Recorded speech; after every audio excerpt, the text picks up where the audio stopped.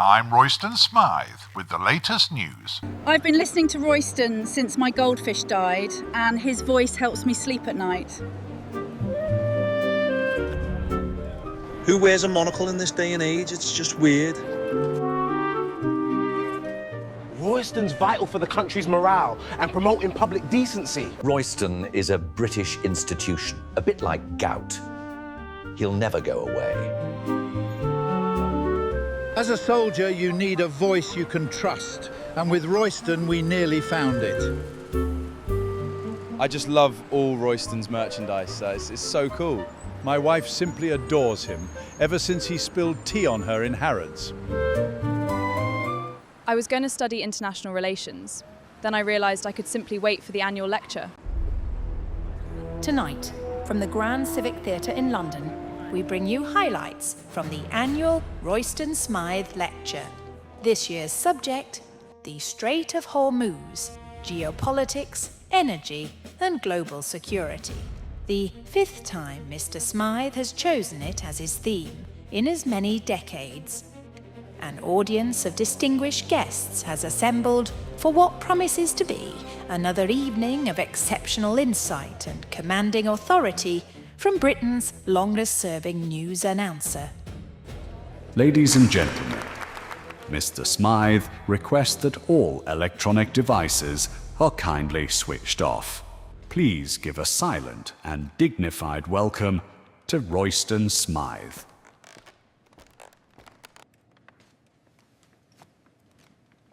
Good evening. Before we begin, I should like to thank this evening's sponsors, whose continued support has made this annual lecture possible.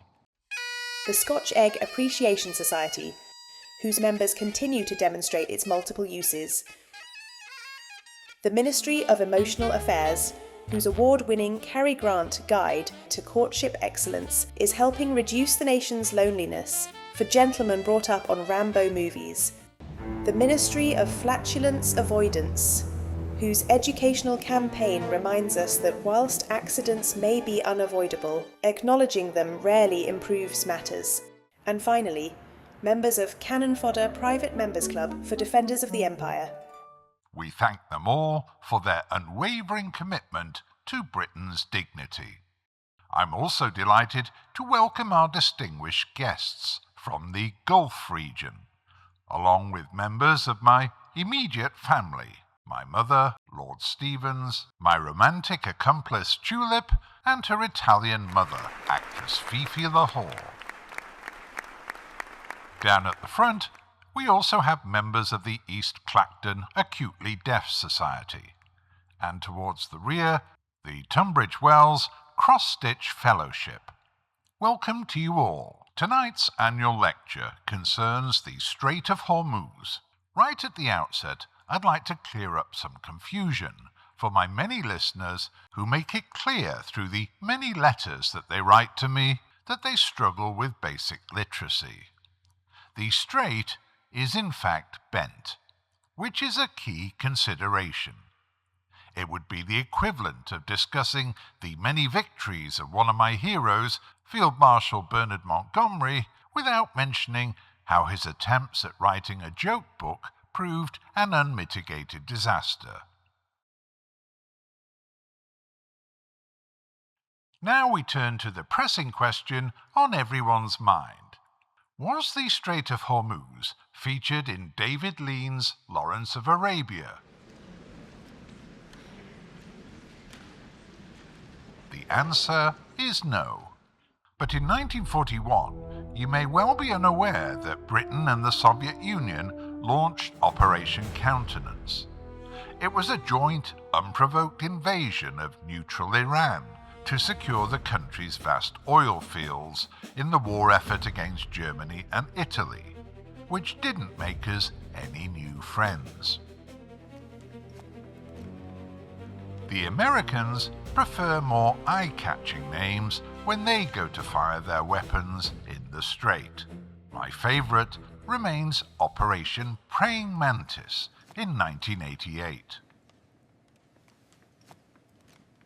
Of course, I've visited the strait on numerous occasions over the decades, most recently attached to the British Camel Expeditionary Force, a regrettably short-lived initiative.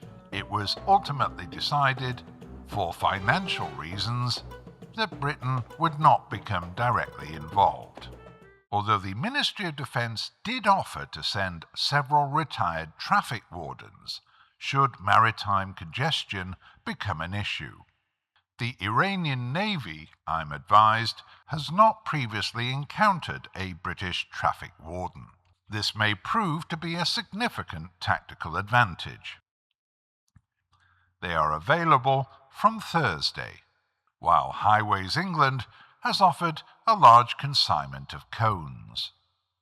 The Strait retains a special place in my heart, due to food poisoning on a Middle East cruise ship, involving what I still consider a distinctly off-colour octopus course.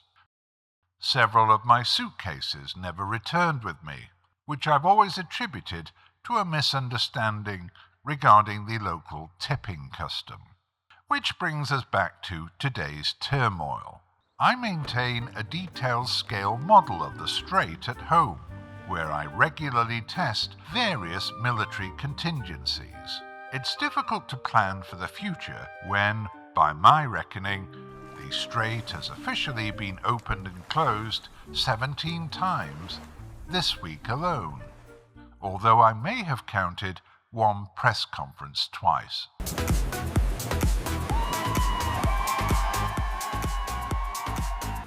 The US has declared that the very idea of introducing tolls is completely intolerable, unless they decide to administer the toll booth.